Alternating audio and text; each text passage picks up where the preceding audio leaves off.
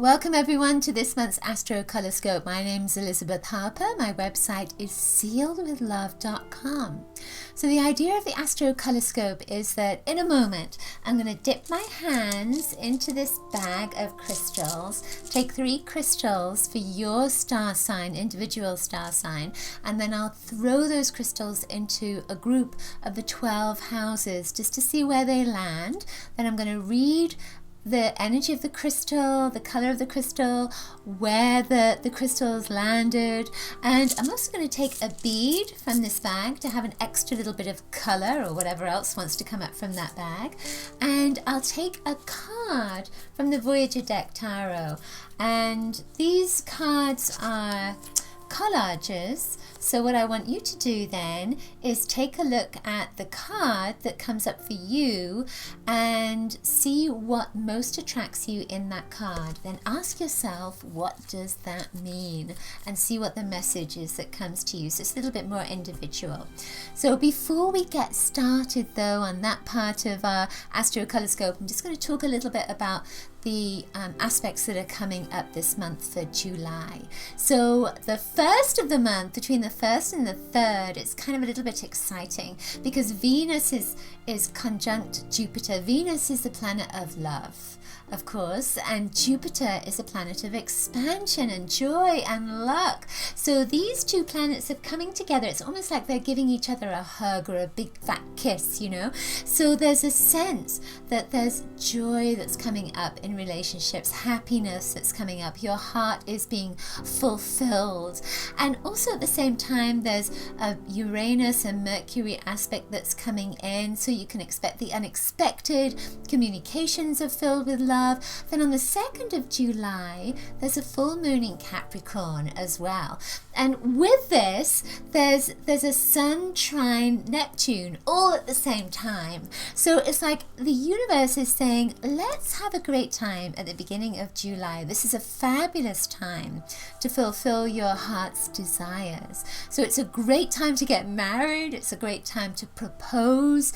It's a great time to fulfill whatever it is you want to achieve right now that is close to your heart, because of that Venus energy. It's bringing love into it. And Jupiter, of course, means that great opportunities are coming up. So this is a fabulous time to make your wishes.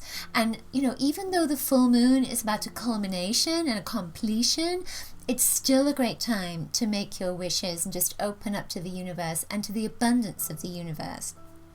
There's also the sense of, you know, pursuing a vision as well. And especially with that Neptune energy, because Neptune is about the imagination. And with the Sun, there's a sense of light coming in. So a vision that may have been blocked, or imagination, or if you've had writing issues, then it's almost like a dam opens up and that energy flows through you so that then your vision can be expanded. You know exactly where you're going. Your imagination is really hot. So it's a great time to write as well. This is a good time to write, especially as Mercury is going in the right direction for a change, right? So it's a great time for creativity, and again for that passion, whatever you are passionate about right now. Then the beginning of the month is a perfect time to get that energy moving for you.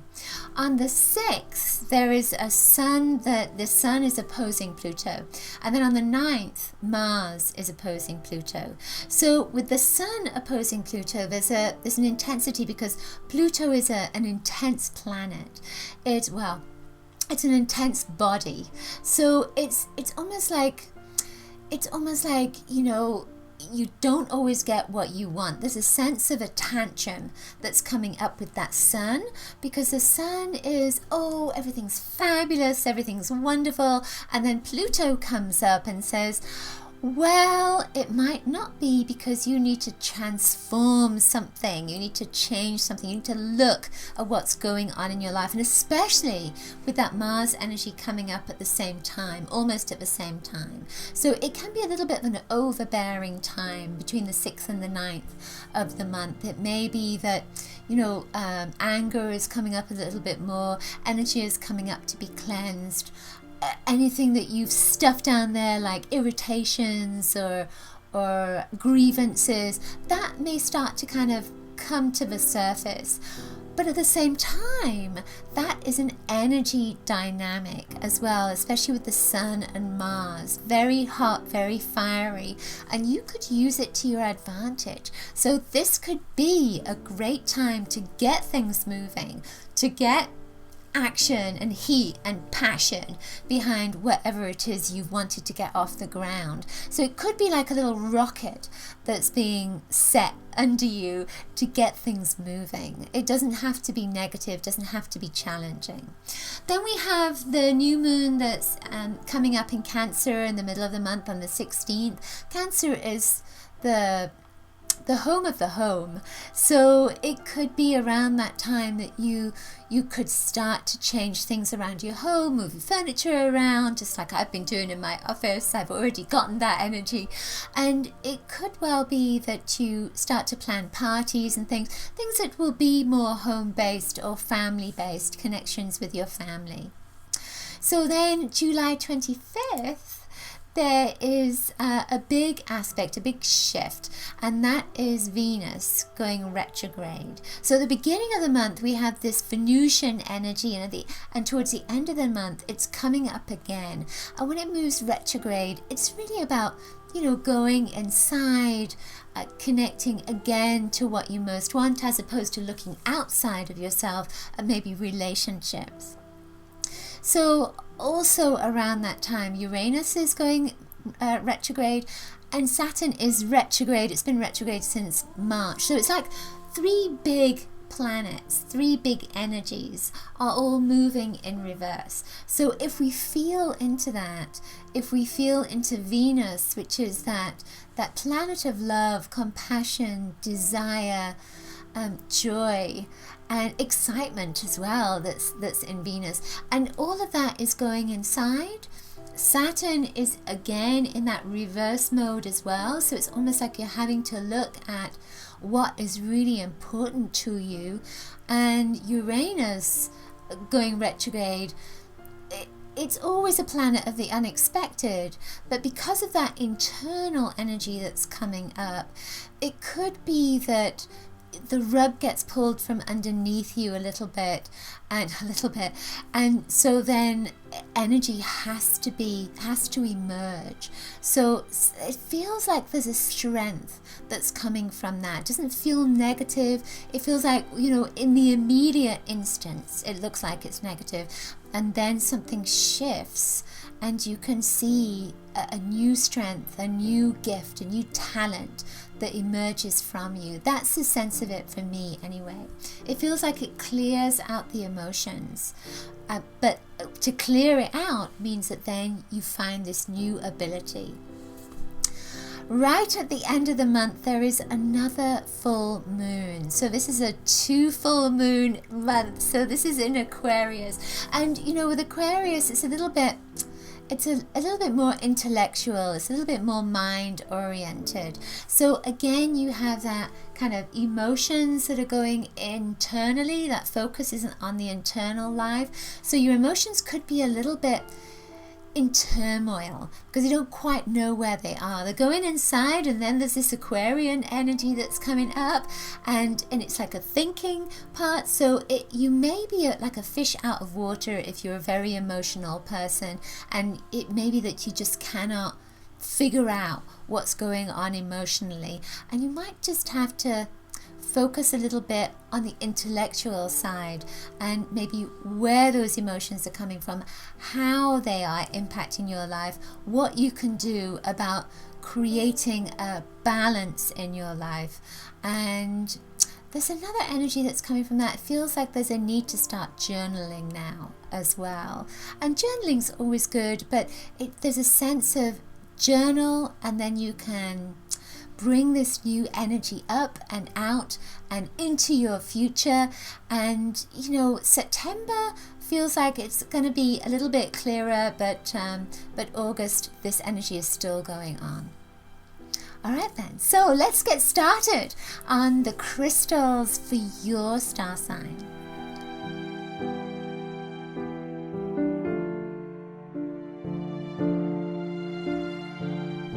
Okay, Aries. So for you, you get this fabulous Lemurian ice crystal that went into your 5th house. And at the same time, you have a bloodstone that went into your 5th house. So the bloodstone is about living in the present moment, and the Lemurian ice crystal is a connection to a higher realm. So it's sort of interesting this. It went into the 5th house, which is about creativity. It's about a love affair with yourself as well as with others. It's about connecting to your community of friends and being a leader as well, because it's a Leo house. And what I see in this is with the bloodstone, you know, it's an ancestral energy. So there's almost a sense of you're trying to organize your family, you're trying to organize who you are within your family group, or maybe even organize your home. There's a sense of figuring out what's going on around you on a physical level. This is very physical. But then you get to this, and it's like this is a problem-solving stone, and it's connecting to the higher realms. So then when we get these two together, the green and the white, there's a letting go vibration that comes with this. So it's almost like you might be seeing people leaving your environment, or it could just be that they're going on vacation and you're not going to see them for a while. But there is a feeling with this that it's a little bit unsettling for you. So people going, people leaving, something's changing. And with that change, of course, then it's almost like you're trying to work things out. How can I make this easier on myself? This is not a bad energy at all. It's just because there is some change that's coming up. It's linked with family. It's also linked with problems that have been around, and you're just trying to solve what's going on, trying to figure out what's going on around you with this change. With the bloodstone as well, it's about healing any family issues that have, that are coming up. So it could be that responsibilities are coming up for you, and then you need to problem solve with those responsibilities. But there is a sense of that responsibility or commitment or just trying to figure things out is all on your shoulders. So there's almost a sense of you being left alone to do this, which is not a bad thing, really. Bloodstones have within them this green and red. And green and red, they're opposite each other on the color wheel. And they're colors of grief, colors of change. But they're also colors of action. So it's taking action. So there's a sense here of letting something go, moving on, and then you're coming into this new place, which can be a challenge, but I feel that you're going to figure it out. Interesting. So then your final stone went into your 12th house, and this one it's a blue quartz, piece of blue quartz. And your 12th house is it can be about enemies, it can be about karma, but it's like the end of the cycle, isn't it? So if you are figuring something out, I feel that this is saying that you're going to come to a place, a decision, where you're going to reach out for help. It's not going to be necessarily from family, because I feel that family energy is almost like, again, that you're on your own. But this blue stone is saying you're going to find an authority figure, you're going to find a teacher, you're going to find a counselor, you're going to find somebody who has information that you need and that they will be able to help you with. And that blue stone, it's almost like you don't come up with this decision early on. You think you can do it all by yourself, but then you're going to finally decide that you need help. It's interesting with this stone because it gives me a feeling of heaviness. And with that heaviness, it's like there's a burden that's there, but then it changes. As soon as you reach out, that change that change begins, and then the burden lifts, or at least it gets easier for you. So then the bead that came up for you is this lovely kind of brown champagne bead. And this is very, brown is a color of nurturing. It's a color of connecting to the earth. When you plant a seed, the earth is nurturing that seed and then helping it to grow. So with this, I feel that it's a very mothering energy. So, the complications or the things that you have to deal with, it could be around mothering, it could be around nurturing, it could be around a project that you're trying to get off the ground, and you've planted a seed and you're trying to figure out how to make that seed grow, how to create fertile soil, let's say. Yes, I was just seeing if there was anything else that wanted to come up as well. So let's pick a card, see what wants to come up for you. So this is the Seven of Wands, and I can't read what it says, but let me see. It says courage. So now take a look at that card and see if there's anything in the card that really attracts you at this moment. And then ask yourself, what does that mean? What does that mean? So when I look at this card, I'm really drawn by that mask. So I feel that the message with this, because it's about courage, it's about you being courageous this month and having to put on this mask, having to put on this new face that shows everybody that you mean business, that this is what you're going to do, and no one can change your mind about it. But there's a sense with this is that you are ready. You're ready for battle, you're ready for a fight, and you can totally be successful with it as well. I like that.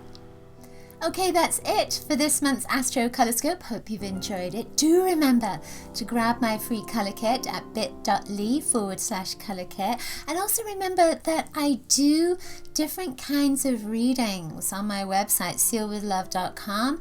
I offer crystal gem readings and card readings and soul guidance and all kinds of different things. Plus, I have a store.sealwithlove.com, where I offer all kinds of different jewelry, this bracelet and necklace and rings and lots of meditations and books, of course, etc. So I look forward to seeing you very soon. Do check out my other oracles, the Crystalscope and the Colorscope. Lots of coloricious blessings to you. Bye!